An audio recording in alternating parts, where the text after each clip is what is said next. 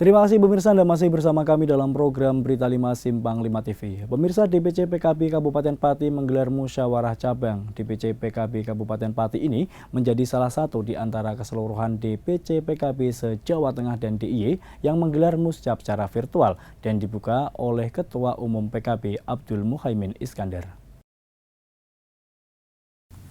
Bertempat di kantor DPC Partai Kebangkitan Bangsa, hari ini menggelar musyawarah cabang untuk penataan dan penyeragaman masa bakti kepengurusan.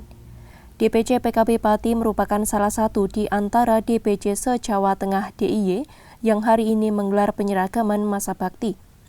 Tujuannya tidak lain agar PKB menjadi partai yang semakin diperhitungkan pada pemilu serentak tahun 2024. Diberikan mandat dari DPP PKB untuk memimpin Muskap di Pati, anggota fraksi PKB DPRD Jawa Tengah Muzian menuturkan, dengan kepengurusan yang baru, maka komitmen PKB untuk mampu menjadi partai pemenang kedua di Jawa Tengah pada pemilu serentak pada 2024 mendatang.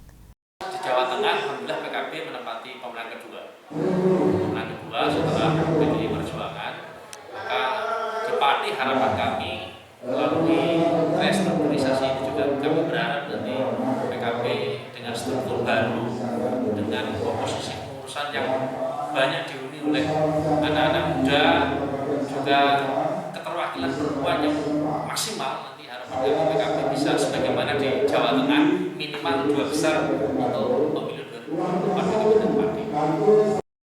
Sementara itu, Sekretaris DPC PKB Pati, Husein menerangkan ini merupakan agenda Muskap yang sebelumnya diawali pleno pengurus anak cabang PAC PKB di wilayah Kabupaten Pati. Bagi yang terpilih menjadi Ketua DPC PKB Pati diharapkan mampu membawa komitmen untuk lebih baik dan maju. Ini merupakan puncak dari pelaksanaan Muskapnya ini. Dari rangkaian Muskap itu diawali dengan pleno PAC, dilanjutkan dengan ini Muskap yang nanti akan melengkapi struktur pengurusan yang telah kemarin telah diajukan oleh PAC seluruh Kabupaten Pati. Harapan kita ya dengan nanti ada terpilihnya pemilihan baru itu PKB di Pati semakin menjadi lebih baik, lebih maju. Oksa Nurajai, Simpang 5 TV melaporkan.